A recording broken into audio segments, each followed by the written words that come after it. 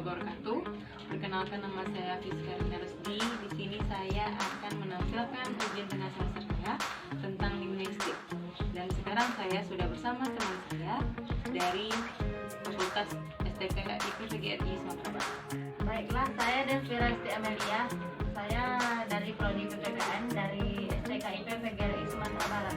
Di sini saya ingin sedikit bertanya tentang ilmu bahasa, yaitu materi tentang linguistik. Pertanyaan saya yaitu apa yang dimaksud dengan linguistik? Baik, terima kasih kepada Desvira Esti Amelia. Di sini saya akan menjawab pertanyaan dari Desvira, yaitu tentang apa itu linguistik. Linguistik adalah ilmu bahasa yang mempelajari tentang seluk-beluk bahasa itu sendiri, baik itu dari segi semantik, sosiologi, fonologi, kemudian sintaksis dan lainnya. Kemudian apa hubungannya dengan ilmu lainnya juga dipelajari dalam ilmu linguistik itu sendiri. Pertanyaan selanjutnya, apa saja yang menjadi objek kajian dari linguistik? Baik, pertanyaan kedua ini cukup menarik, yaitu apa sih objek kajian dari ilmu linguistik itu sendiri. Kita tengok lagi pertanyaan pertama, yaitu tentang apa itu linguistik. Linguistik itu adalah ilmu mempelajari tentang bahasa. Kemudian objek kajian dari ilmu linguistik itu sendiri adalah bahasa itu sendiri. Apa yang termasuk ke dalam linguistik itu yaitu bahasa. Bahasa yang dikaji oleh linguistik. Apakah itu dari segi semantik atau artinya, kemudian konteksnya, atau hubungannya dengan ilmu lain, kemudian apa saja aspek-aspek yang dipelajari untuk membentuk suatu bahasa itu sendiri. Nah, objek kajian dari linguistik itu adalah bahasa itu sendiri. Kapan kajian linguistik itu diperhatikan oleh peneliti? Nah, kalau untuk kapan ini berarti dipertanyakannya adalah sejarah. Nah, pada awalnya dalam perkembangan linguistik ini diawali pada linguistik tradisional atau pada zaman Yunani, yaitu pada abad 2 sebelum Masehi sampai dengan pada abad ke-5 sebelum Masehi sampai kepada abad ke-2 Masehi. Yaitu pada aliran ini terdapat pertentangan antara bahasa bersifat alami atau fisis dengan bahasa bersifat konversi atau nomos. Pada kajian ini, pada kajian fisis, maka bahasa itu mempunyai asal usul, berarti tidak bisa diubah lagi. Berbeda dengan nomos, makna kata dari suatu bahasa itu diperoleh dari hasil tradisi dan kebiasaan dari masyarakat. Nah, mungkin saja ini bisa diubah. Nah, perbedaannya itu adalah pada nomos itu kajian bahasanya itu pada kebiasaan. Kemudian pada fisis itu bahasa itu murni.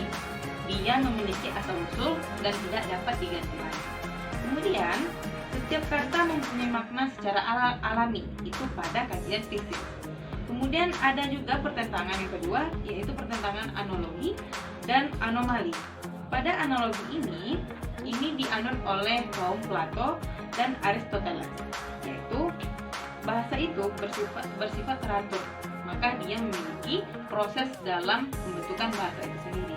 Kemudian pada kajian anomali, ini bahasa itu bersifat tidak teratur, maka kita contohkan pada bahasa Inggris, dari pertamanya menjadi wrote atau write menjadi wrote, itu kan tidak sama. Nah, itu yang dikatakan sebagai bahasa itu tidak teratur. Nah, kajian itulah yang menjadikan linguistik itu dikaji oleh peneliti. Pertanyaan selanjutnya, kenapa linguistik itu penting? Kalau ditanya penting kenapa, berarti seberapa pentingkah linguistik ini? Sebelumnya, linguistik ini adalah ilmu mengkaji tentang bahasa.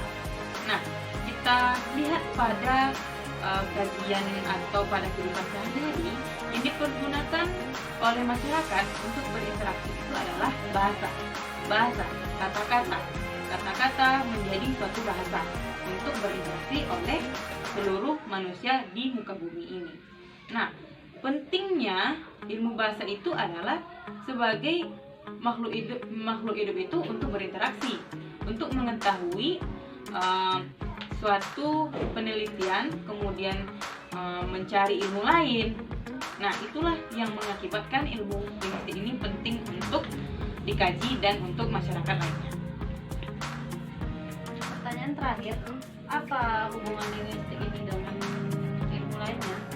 Baik, ini cukup menarik karena ilmu bahasa ini dihubungkan dengan ilmu lainnya. Seperti yang kita tahu bahwa saudari Delvira ini berasal dari prodi PPKN, maka itu tidak berkaitan langsung dengan bahasa, namun ada kaitannya dengan bahasa itu sendiri. Untuk mengamati suatu peraturan yang ada di suatu negara, itu meliputi suatu bahasa.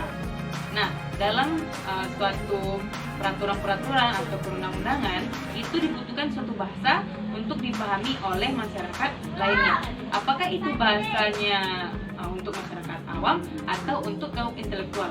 Itu dibutuhkan suatu bahasa untuk menjelaskan suatu undang-undang yang tertera di suatu negara tersebut. Kemudian pada ilmu lainnya seperti matematika, untuk mengenal suatu angka itu diperlukan juga suatu bahasa untuk mengenal suatu angka itu menjadi lebih menarik dan untuk dimengerti oleh masyarakat lain. Untuk mengetahui suatu ilmu itu diperlukan suatu bahasa. Makanya ilmu bahasa ini dikatakan sebagai induk dari ilmu lain itu. Terima kasih atas jawabannya. Saya di sini sudah paham terkait dari tentang linguistik ini dan hubungannya dengan ilmu lainnya. Terima kasih. Sama-sama. Baiklah, itulah paparan dari materi linguistik yang menjadi ujian tengah semester di Fakultas Fakultas University IKN.